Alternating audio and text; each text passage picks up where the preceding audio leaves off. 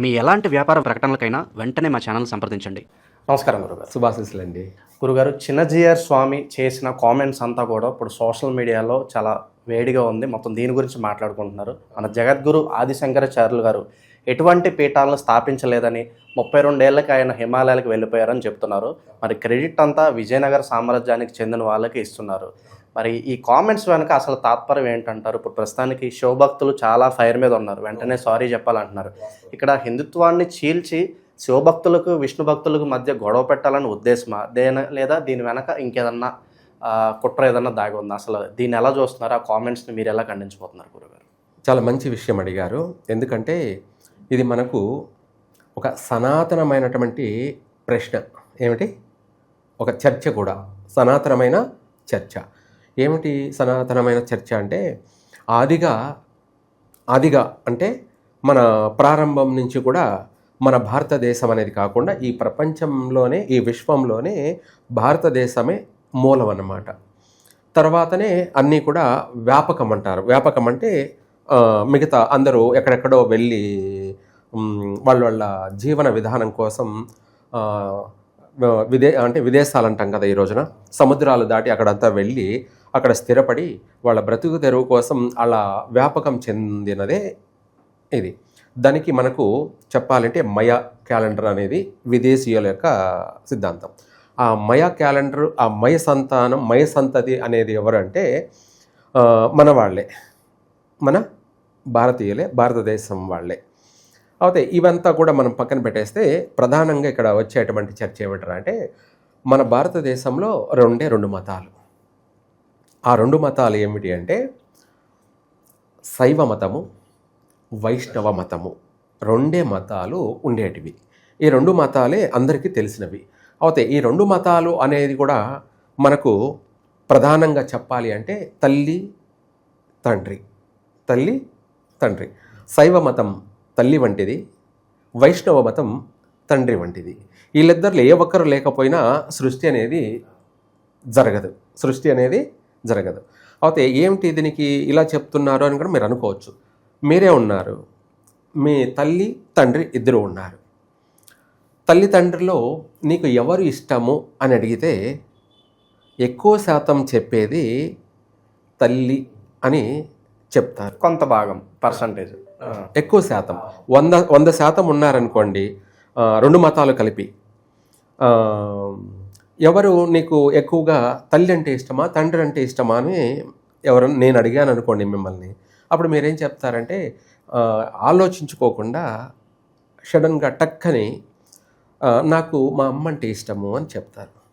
ఎందుకు అమ్మ అని ఇష్టం అంటే, బిడ్డని హత్తుకొని తను ఎత్తుకొని తనను ముద్దులాడుతూ తన ముద్దు ముచ్చట్లు అని తీరుస్తూ, అంటే తనకేమి కావాలో అన్నీ కూడా చూసుకుంటూ తల్లి తనను కంటికి రెప్పలా కాపాడుకుంటూ వస్తున్నటువంటి ఇది తల్లి. కాబట్టి అందరూ కూడా తల్లి అని చెప్తారు.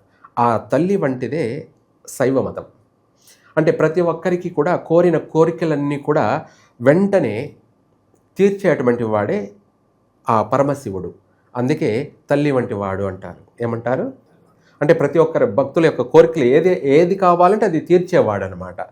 అందరికీ, ప్రతి ఒక్కరికి కూడా అడిగిన కోరికలలా తీరుస్తూ వస్తున్నాడు. కాబట్టి ఆ తల్లి అంటే అందరికీ లెక్కలేదనమాట. తల్లి అంటే లెక్కలేదు. తర్వాత తండ్రి వంటి వాడు వైష్ణవ మతం.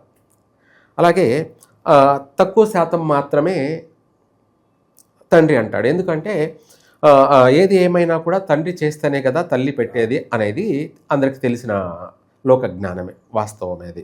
ఏదైనా ప్రతిదీ కూడా తల్లికి తండ్రి బిడ్డకి ఇద్దరికి కూడా తండ్రే చూసుకుంటూ ఉంటాడు. కాబట్టి అలాంటిదే వైష్ణవ మతం. ఈ 2 మతాలను వేరు చేసి చూడడం అనేది 100% భారతదేశంలో హిందువులకి సమంజసం కాదు. వేరు చేసి చూడడం అనేది. మనము తండ్రి వంటి వాడని ఎందుకు చెప్పుకున్నామంటే, విష్ణువు అన్ని కోరికలన్నీ ఇచ్చితే భక్తులందరూ కూడా ఆ కోరికలను తీసుకొని పొంది ఆయన వాళ్ళనే నెత్తినెక్కి తొక్కాలని చూసేటువంటి వాళ్ళు భక్తులు ఎక్కువైపోయారనమాట. ఎవరిని? శివుణ్ణే తొక్కేయాలి అంటే భస్మాసురుడే.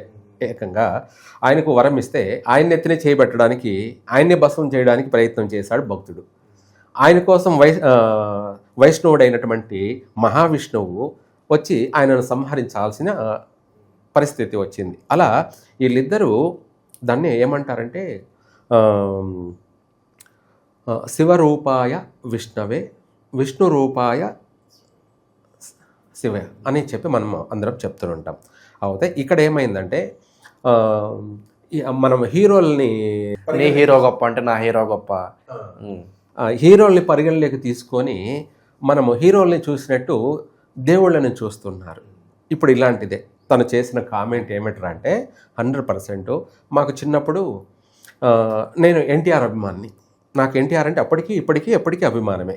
ఎందుకంటే ఇంకొకరిని ఆ విధంగా చూడలేమన్నమాట, ఎన్టీఆర్ లాగా చూడలేమన్నమాట. లేదు నీకు నాగేశ్వరరావు అంటే అభిమానం అనుకుందాం, మా హీరో గొప్ప నేనంటే మా హీరో గొప్ప అని నువ్వు అన్నట్టుగా ఏమైపోయిందంటే ఇక్కడ మా దేవుడు గొప్ప అని చెప్పేసి ఇది కొట్లాడుకోవడం తప్ప దేనికి పనికిరాదు. దేనికి? ఎందుకంటే ఇద్దరూ ఉండాలి, తల్లి తండ్రి ఇద్దరూ ఉంటేనే విశ్వం అనేది సాగుతుంది, ప్రతిదీ కూడా నడుస్తుంది. దాన్ని సృష్టి క్రమం అంటారు. సృష్టి క్రమం సాగుతూ ఉంటుంది. ఇద్దరిని వేరు చేసి వ్యత్యాసాలు అనేది చూడడం అనేది భారతదేశంలో హిందువులకి ఎవరికి తగదు. అయితే ఆ మతాలు అనే ఒక సమస్యను సృష్టించుకొని ఎవరు భక్తులే తినింది అరక్క మతం అనే ఒక మా దేవుడు గొప్ప అని చెప్పేసి చెప్పుకోవడం వల్ల ఈ మతాల మధ్య ఎక్కువైపోయి వీళ్ళిద్దరి మధ్య కూడా గొడవలు, కొట్లాట్లు, యుద్ధాలు అన్నట్టుగా కూడా సాగాయి. ఆ తర్వాత కాలక్రమంలో రాను వీటిని విదేశాల్లో స్థిరపడినటువంటి వీళ్ళే కొంతమంది ముస్లింలు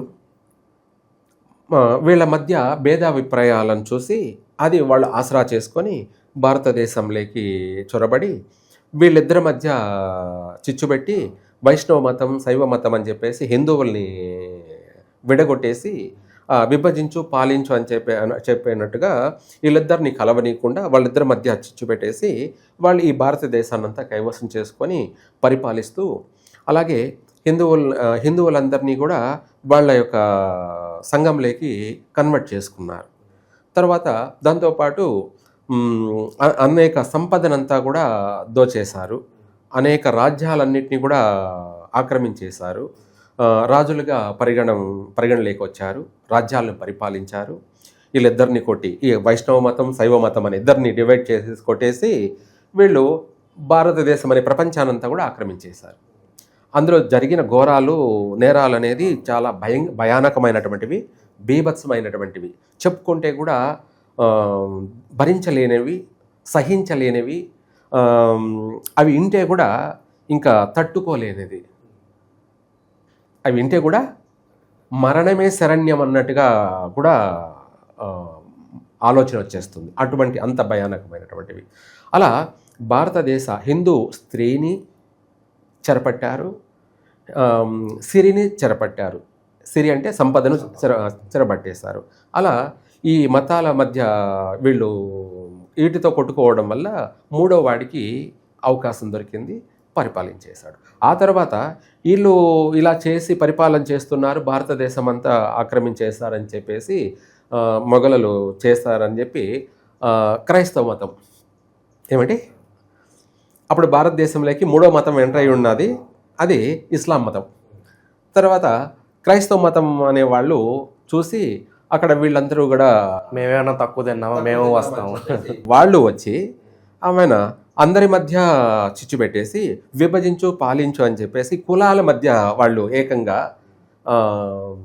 సంఘాల మధ్యగా డివైడ్ చేసేస్తారు. సంఘాల మధ్య అంటే కాపులు, కమ్మలు, రెడ్లు, అలాగే ఇలా రకరకాలైనటువంటి వాళ్ళందరినీ డివైడ్ చేసేసి ఒకరికి సంబంధాలు లేకుండా అందరినీ డివైడ్ చేసి అందులో పాపము మన ఆదివాసీలైనటువంటి దళితులని, అనేక కోయల్ని, చెంచుల్ని, లేక అనేక రకాలైనటువంటి అడవిలో జీవించినటువంటి వాళ్ళందరినీ కూడా వీళ్ళు అంటరాని వాళ్ళుగా చూస్తున్నారని చెప్పి వీళ్ళందరికీ కూడా వాళ్ళకి చెప్పి ఆమెన వాళ్ళందరినీ కూడా ఆ క్రైస్తవ మతంలోకి కన్వర్ట్ చేసేసుకొని వాళ్ళు మన సిరిని, స్త్రీని రెండు వాళ్ళు చెరబట్టారు. మన సిరి అంతా కూడా, మన సిరి సంపదలంతా కూడా దోచుకుపోయారు. అలాగే మన స్త్రీలను అందరినీ కూడా ఎత్తుకుపోయారు. భారతదేశ స్త్రీని ఎత్తుకుపోయారు, సిరిని ఎత్తుకుపోయారు, రెండు దోచుకుపోయారు. అలా వాళ్ళు చేశారు.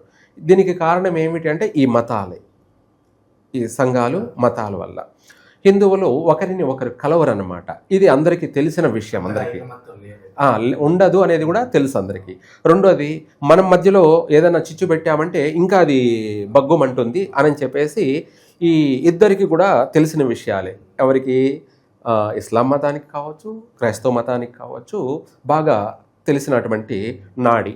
ఆ విధంగా భారతదేశాన్ని వీళ్ళు పరిపాలించగలిగారు ఇద్దరు కూడా. లేదంటే వాళ్ళు గన్లతో తీసుకొని పిట్టలను కాల్చినట్టు కాల్చేసి భయపెట్టి అలా కూడా రెండు విధాల ఇది చేసేసారు. మొత్తం ప్రపంచమంతా కూడా పాడు చేసేసారు. దీనికి పాడైపోవడానికి కారణం ఏమిటంటే ఈ యొక్క మతాలే ప్రధానం. ఆ మతాలని ఈ రోజున మళ్ళీ రెచ్చగొడుతున్నారు. ఈ చిన్నజీయర్లు లాంటి వాళ్ళే సంఘంలో కాస్త పేరు, పలుకుబడి, సంపద. ఇప్పుడు ఆయన చేసిన కామెంట్స్ వెనక కేవలం ఈ మత విద్వేషాలు లేపడమేనా, లేదంటే ఇంకేమైనా ప్రోపగండా దాగుందంటారా మీ ప్రకారంగా?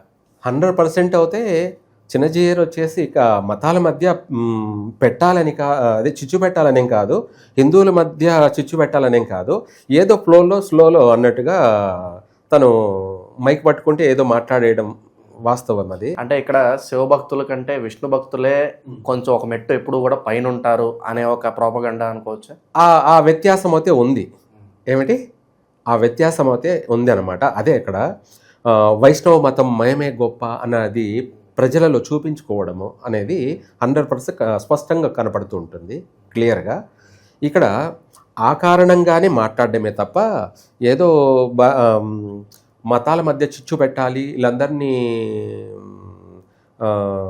మార్చాలి అనేది కాదు వాస్తవంగా. అది కాకుండా మీరన్నట్టుగా ఆదిశంకరాచార్యులు వైష్ణవ మతస్థుడని చెప్పడాలు ఇవన్నీ చూస్తూ ఉంటే ఒక మతాన్ని పెంపొందించుకోవడానికే మాత్రమే మాట్లాడాడు తప్ప, లేదంటే మేమే అన్ని చేసాము, మొత్తం మేమే మూలాధారము ఈ ప్రపంచానికి అని చాటి చెప్పడం అనే ప్రయత్నమే తప్ప, అయితే ఏదో ఇది మనం ఒకటి మాట్లాడితే ఇది ఎక్కడికి వెళ్తుందని ఊహించలేదు.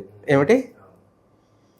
మనము ఒక విధంగా ఆలోచించి మాట్లాడితే అవి పరిపరి విధాల ఎక్కడికో వెళ్ళిపోతుంది అని అంత దూరదృష్టి ఆలోచనతో మాట్లాడలేదు. ఇది మాత్రం వాస్తవం.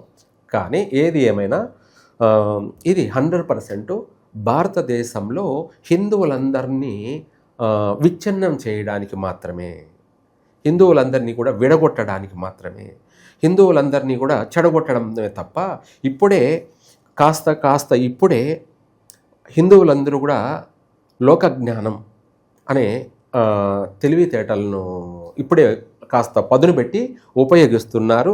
దాంతోపాటు హిందువులకి తగినట్టుగా బీజేపీ అని కేంద్రంలో బీజం వేసింది. అంటే సపోర్టు ప్రజలకి, ప్రభుత్వం అనే సపోర్టు ఒకటి దొరికింది. ఆ ఆసరాతోటి హిందువులంతా కూడా హిందువులము అని చెప్పేసి ఏకమవుతున్నటువంటి సందర్భంలో కాస్త చీలికలు తీసుకురావడానికి అందరము ఒకటే.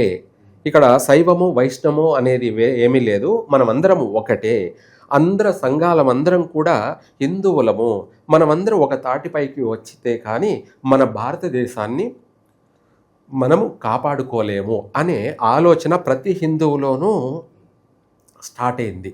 దానికి పూర్తిగా బీజేపీ సపోర్టు వాస్తవం 100%. అలా కేంద్రంలో బలం అనేది మనకు హిందువులకి సపోర్ట్ ఉంది కాబట్టి అలా ప్రజల్లో మార్పు అయితే వచ్చింది, ఆల్రెడీ వస్తుంది, ఆల్రెడీ స్టార్ట్ అయిపోయింది. ఇటువంటి సమయంలో మళ్ళీ హిందువుల్ని విడగొట్టడానికి, హిందువుల్ని విచ్ఛిన్నం చేయడానికి ఇది సమాజానికి వినాశకారణమైనటువంటి ప్రసంగమే.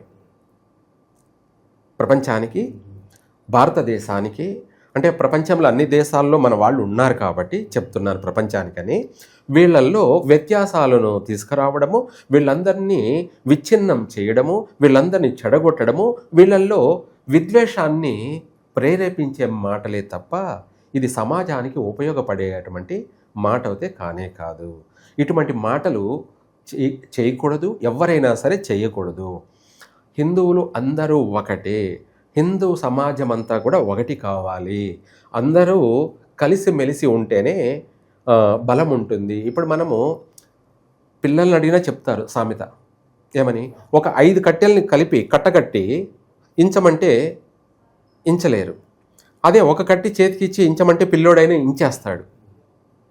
ఆ విధంగా హిందువులు సంఘాల వారిగా ఒకటి, రెండోది మతాల వారిగా, ప్రధానంగా మెయిన్ మతాల వారిగా విడిపోవడం వల్ల ఏమైపోతుంది అంటే, ఇప్పుడు మనం చెప్పుకున్నట్టుగా మళ్ళీ క్రైస్తవ మతానికి 100% ఊతం ఇచ్చినట్టే అవుతుంది. అంటే ఎప్పుడైతే మనం తరివేసామో క్రైస్తవ మతాన్ని, అంటే ఆంగ్లేయుల్ని, మళ్ళీ వాళ్ళంతా కూడా భారతదేశాన్ని ఇప్పటికే 100కి 50% వచ్చి అల్లుకుపోయారు. హిందువులందరూ క్రైస్తవ మతంలోకి కన్వర్ట్ అయిపోయారు. ఈ రోజున వాళ్ళతో చాలా న్యూసెన్స్గా ఉంది భారతదేశం అంతా కూడా. అటువంటి సందర్భాల్లో ఇప్పుడు మళ్ళీ నువ్వు వైష్ణవ మతము, శైవ మతం అని చిచ్చు పెట్టడం 100% ఇది దేశద్రోహం కిందకే వస్తుంది. ఏమొస్తుంది? స్వతహాగా ఇది ఆయన చేసిన కామెంట్స్ అనుకోవచ్చా, లేదంటే వేరే మతాల పెద్దలు ఎవరన్నా దీని వెనకాల ఉండి ప్రేరేపించడం వల్ల చేసిన కామెంట్స్ ఏమన్నా అనుకోవచ్చు అంటారా? నేను వీళ్ళ వెనక పెద్దలు అని నేను నమ్మను. ఇతనే సొంతంగా మాట్లాడాడు. అంటే దీని వెనక ఏదో కుట్రతే లేదని అనుకుంటున్నాను. ఈయన మాత్రమే తను ఏదో కేవలము వేరే మతాల కంటే మా మతం కాస్త సుపీరియర్, మా కమ్యూనిటీ కొంచెం పెద్దది అని చూపించుకోవడానికి, వైష్ణవ మతంని పెంపొందించుకోవడానికి చేసిన మాటలే తప్ప దీని వెనక పెద్దలు అంటే ఎవరేం లేరు. పెద్దలంటే ఇంకా ఎవరుంటారు, రాజకీయ నాయకుల గురించి చర్చ వస్తుంది. అటువంటి లేదు 100%. వాస్తవంగా చెప్పాలి అంటే కలిసి ఉంటే కలదు సుఖం, కలిసి ఉంటే కలదు సుఖం, అంతే తప్ప ఇంకొకటి కాదు. రెండోది, ఈ మనం రెండు మతాలే కాకుండా ఇప్పుడు మన భారతదేశంలోనే మళ్ళీ ఇంకొక మతం పుట్టుకొస్తుంది. అదే సాయి మతం అని చెప్పేసి. మీ ప్రకారంగా సాయిబాబా దేవుడా కాదా గురుగారు? దేవుడు అనే మాటలతో కూడా అనడానికి అర్హత లేదుగా. తను ఇప్పుడు ఆ విషయం కూడా మనం మాట్లాడుకోవచ్చు. ఎందుకంటే ఆది శంకరాచార్యుల గురించి గుర్తు చేశారు కాబట్టి. ఎందుకంటే మాటల్లో ఆది శంకరాచార్యులు కాదు ఈ పీఠాలను స్థాపించింది అని. ఎప్పుడూ దాదాపు 1300 సంవత్సరాల కిందటనే మన ఆది శంకరాచార్యులు దాదాపు శ్రీలంక నుంచి కూడా, దక్షిణాది శ్రీలంక నుంచి కూడా మన కాశ్మీర్ వరకు, అది పాకిస్తాను, కాశ్మీర్, ఇదంతా కూడా ఉన్న శక్తి పీఠాలన్నిటికీ ఆయన ప్రాణప్రతిష్ఠ చేసి, ఎవరు? ఆది శంకరాచార్యులు ప్రాణప్రతిష్ఠ చేసి అన్ని దేవాలయాలకు జీర్ణోద్ధారణ చేసి పునఃప్రారంభ ప్రతిష్టలన్నీ కూడా చేసి అన్ని దేవాలయాల్ని అభివృద్ధి చేసి శోభాయమానంగా ఈరోజు వెలుగుతున్నాయి. అంటే అదంతా చేసింది 100% ఆది శంకరాచార్యులు. ఈయన శివ స్వరూపం, శివుడే జన్మించినటువంటి అవతారం. అది కూడా మన కేరళలో, మన దక్షిణ భారతదేశంలో కేరళలో త్రిశూర్ డిస్టిక్ అని చెప్పేసి ఆ ప్రాంతంలో ఆయన జన్మించాడు. అయితే అక్కడ జన్మించి భారతదేశంలో ప్రతి దేవాలయాన్ని, ప్రతి ప్రాంతం కూడా ఆయన శరవేగంగా ఆయన అన్ని దేవాలయాల్ని పునఃప్రారంభం చేసుకుంటూ ప్రాణప్రతిష్ఠ జీవం పోసినటువంటి వాడు. ఆ భాగంలోనే ఆయన పీఠాలను కూడా ఏర్పాటు చేశాడు. ఎవరు? ఆది శంకరాచార్యులే పీఠాలని ఏర్పాటు చేశాడు. ఇంకా చెప్పాలంటే గురువుల్లో మనకు ప్రత్యక్షంగా కనిపించేటువంటి మనుషులలో, అంటే గురువు అనగా మనకు నవగ్రహాలలో బృహస్పతిని మాత్రమే హిందువులు అందరూ కూడా గురువుగా పూజించాలి. అది వైష్ణవుల శైవుల అనే సంబంధం లేదు. హిందువులు వీళ్ళందరూ కూడా ఆయనను గురువు అనే పూజించాలి అంటే, గురువుగా భావించాలి అంటే అది బృహస్పతి అనే అటువంటి దేవతలందరికీ గురువైన వాడు బృహస్పతి. ఆయనను మనం పూజించాలి మొదటిగా. తర్వాత రెండోది, మనుషుల్లో మనకు ఎవరైనా గురువుగా పూజించాలి అంటే ఆయననే ఆది శంకరాచార్యులు. ఏమంటారు? ఆదిదేవుడని మహావిష్ణువుని అంటాం. ఆదిదేవుడని ఆయనే వైష్ణవ మతం. ఎవరు? మనకు శ్రీమన్నారాయణుడు, శ్రీ సూర్యనారాయణుడు, అలాగే ఆదిదేవుడు, ఆదివారము. ఈయనను మనము ఆదిదేవుడుగాను మహావిష్ణువునుగా మనం ఆయనను పూజిస్తాం. ఇది వైష్ణవ మతం. అలాగే చంద్రుడు నక్షత్రాలతో కూడుకొని ఉన్నటువంటి ఆ చంద్రుడిని శైవ మతంగా మనం పూజిస్తాం. ఎందుకంటే శివుడి శిరస్సును ఉన్నటువంటి నెలవంక కాబట్టి ఆయనను మనము శివస్వరూపం, ఆయనే శివుడు అని కూడా మనము భావిస్తాము. అలాగే ఆయనను తల్లిగా కూడా భావిస్తాము. ఈ సూర్యచంద్రులే ఈ విశ్వానికి దిక్చూచి అని చెప్పేసి మన యొక్క సనాతనమైనటువంటి సిద్ధాంతము. అలాగే మనము మనము అనేక విధాలు కూడా పూజించుకుంటూ వస్తుంటాం కాబట్టి ఆ శైవ మతంగా ఆ యొక్క ఆది శంకరాచార్యులను గురువుగా, అందుకే వాళ్ళిద్దరిని మనము ఆదిదేవుళ్ళని ఎలా అంటున్నామో అదేవిధంగా మనుషుల్లో ఇంత ప్రపంచమంతా కూడా, భారతదేశం అంతా కూడా పునఃప్రారంభం చేసి పునఃప్రతిష్ఠ చేసి దేవాలయాలన్నిటికీ జీర్ణోద్ధారణ చేసినటువంటి ఆ ఆది శంకరాచార్యులని మనము గురువుగా పూజిస్తాం. ఆది శంకరాచార్యులని గురువుగా ఆది అని అన్నాం. ఏమిటి? గురువుల్లో ఆది, ఆయనను మనం పూజించాలి, ఆది శంకరాచార్యుని. ఇప్పుడు మనం ఏం చేస్తున్నాం?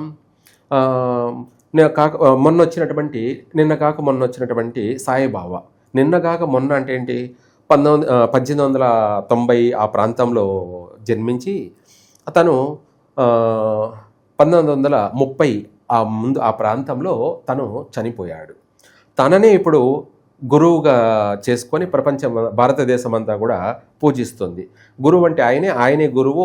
గురువు అనేదాన్నే మనము గురు పౌర్ణమిగా సాయిబాబాను పూజిస్తున్నారు. ఇదంతా మన హిందూ మతంలో జరుగుతున్నటువంటి కుట్రలు కుతంత్రాలు. ఏమిటి? కుట్రలు కుతంత్రాలు. ఇందులో హిందువులందరినీ కూడా చిన్న భిన్నం చేయడమే. ఇప్పుడు ఈయన వచ్చేసి వైష్ణవ మతం మేమే, ప్రపంచమంతా మేమే అన్నీ చేసింది అని చెప్పడం. దానికి కూడా ఆయన ఇంకొకటి కూడా చెప్తూ మన రాయలసీమను, కర్ణాటక ఈ అంత ప్రాంతాలంతా కూడా పరిపాలించినటువంటి బుక్కరాయలు అంటే మన శ్రీకృష్ణదేవరాయలు, వాళ్ళెప్పుడు ఆది శంకరాచార్యులు ఎప్పుడు, ఏమిటి, దానికి సంబంధం ఏమిటి, దీనికి సంబంధం ఏమిటి, వాళ్ళు పునఃప్రారంభం చేశారు. ఎవరు? మన శ్రీకృష్ణదేవరాయలు, బుక్కరాయలు, వీళ్ళందరూ కూడా. అలాగే వీళ్ళు చేసింది ఎప్పుడు? మహా అంటే ఒక 400 సంవత్సరాల కిందట లేదా 500 సంవత్సరాల కిందట వీళ్ళు చేశారు. ఆయన చేసింది ఎప్పుడు? 1300 సంవత్సరాల కిందట. ఎంత వచ్చిపోయి. మన ఆది శంకరాచార్యులు ఎప్పుడో ఆయన పునఃప్రతిష్ఠ జీర్ణోద్ధారణ చేసుకొని వచ్చింది. ఆ తర్వాత మళ్ళీ ఎప్పుడో కొన్ని వందల సంవత్సరాలు జరిగిన తర్వాత శ్రీకృష్ణదేవరాయలు, ఆ తర్వాత బుక్కరాయలు, ఆ తర్వాత వీళ్ళందరూ కూడా మళ్ళీ చేసుకుంటూ వచ్చారు. అంతే తప్ప వీళ్ళే చేశారని చెప్పడానికి అయితే ప్రమాణికమే లేదు. నక్కకు నాగలోకానికి సంబంధం పెట్టకూడదు. అలా మనం ఏదైనా సరే మాట్లాడేది ప్రతిదీ ప్రజలు అందరూ చూస్తూ ఉంటారు. మనం మాట్లాడేది అందరూ వింటూ ఉంటారు, అందరూ చూస్తూ ఉంటారు. ఎవరు ఏం మాట్లాడుతున్నారు, ఎవరు ఏం చెప్తున్నారు, ఎటువంటి సందేశం ఇస్తున్నారు అన్నది చిన్నపిల్లలు కూడా గమనిస్తారు. కాబట్టి దీనివల్ల మన భారతదేశానికి, హిందూ సమాజానికి ఇది మాత్రము తీరని ఒక నష్టమే. ఇక్కడ వైష్ణవ శైవ అనే సంబంధమే లేదు. అందరూ కూడా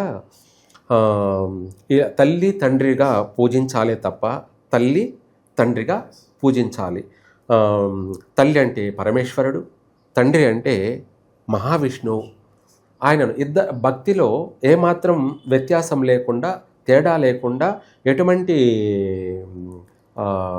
ఆలోచనలు ఈర్ష్యాద్వేషాలు లేకుండా ప్రజలైతే భక్తి శ్రద్ధలతో ఇద్దరిని కూడా పూజిస్తూ, ఇద్దరిని ప్రేమిస్తూ, ఇద్దరిని కూడా తల్లి తండ్రిగా ఆరాధిస్తూ ఉన్నారు.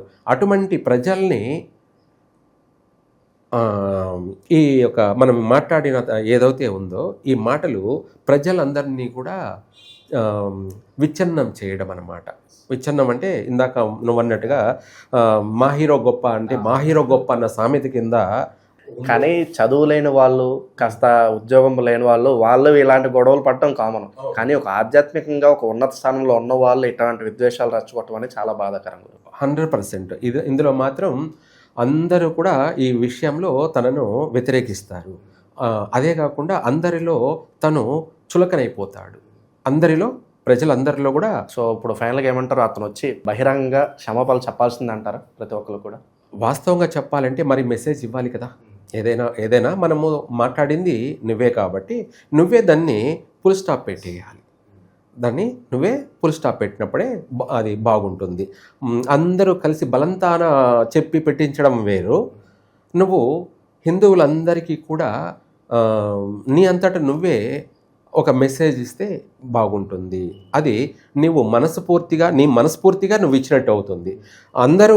మేమందరం కలిసి నువ్వు తప్పు అని నిన్ను తప్పుబట్టి ఏదో బలవంతంగా నువ్వు ఇష్టం లేకుండా చెప్పడం వేరు.